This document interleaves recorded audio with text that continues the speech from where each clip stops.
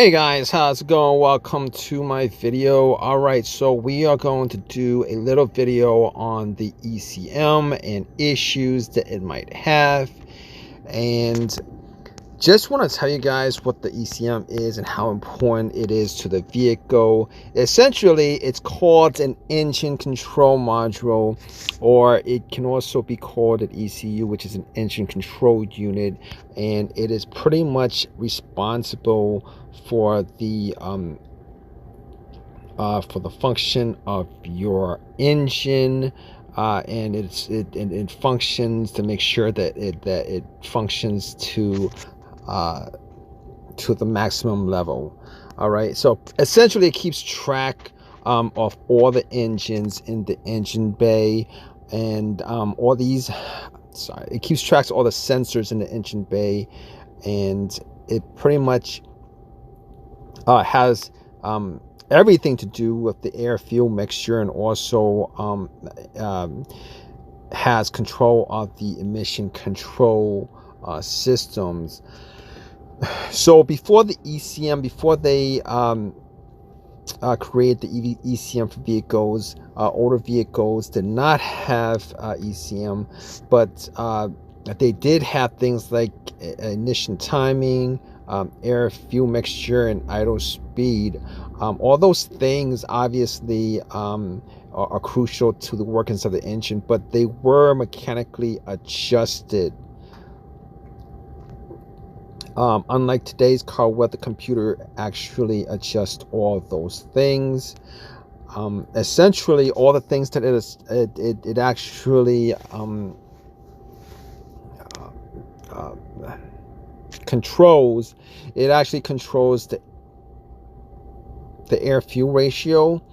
It essentially, if there's an issue where the engine is running rich or lean, it'll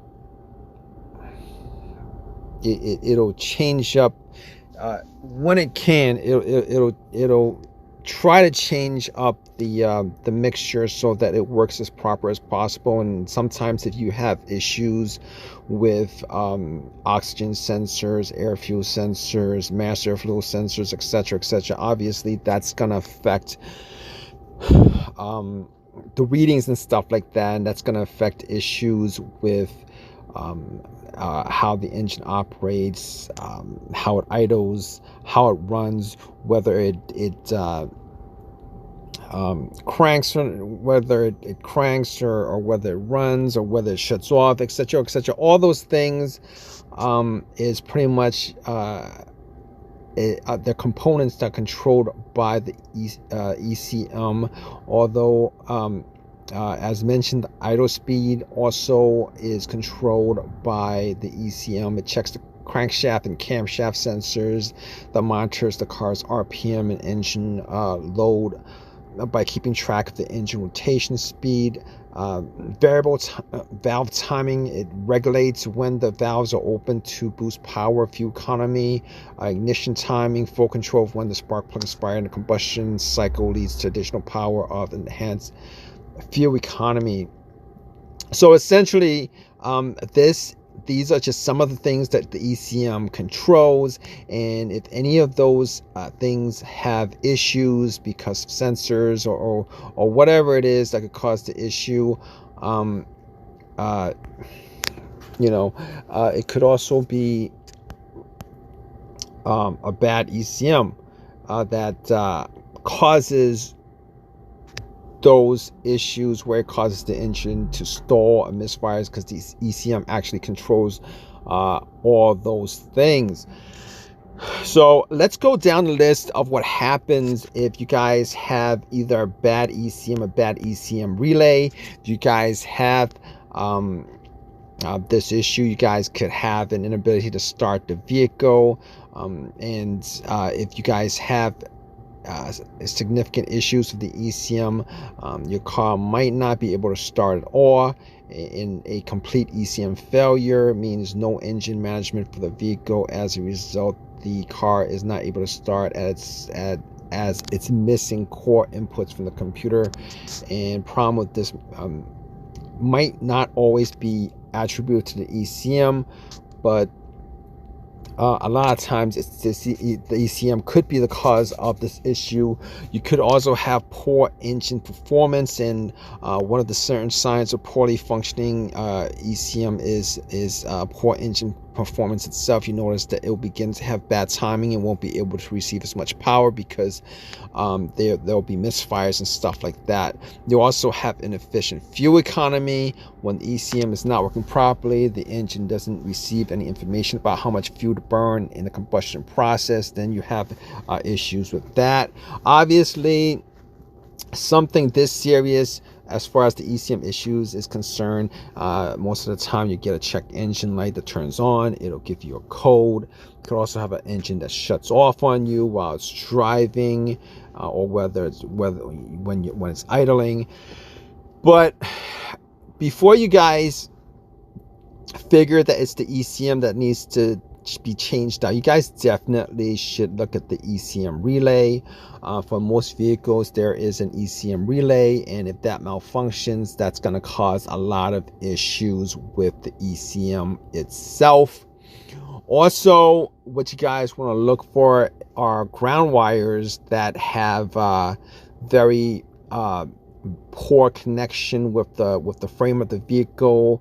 I know a lot of GM vehicles have that issue, and also you want to make sure that there's no corrosion on any of those the frame or the connector that or the surface area that it connects to. And there are some vehicles where the ECM itself they're located in a really very, very hot location in the vehicle, and it's poorly placed in a location in the vehicle where the amount of heat could actually damage components of the ECM itself. You guys definitely should be checking for each one of those signs. If you guys have ECM issues, if you guys think you guys have ECM issues, definitely get an OBD2 scanner. Check out the codes that come up. You also know that the ECM might have issues if or the relay itself, guys. All right, or the relay itself. If you guys have this issue, definitely want to change out the relay first before you guys change out the ECM.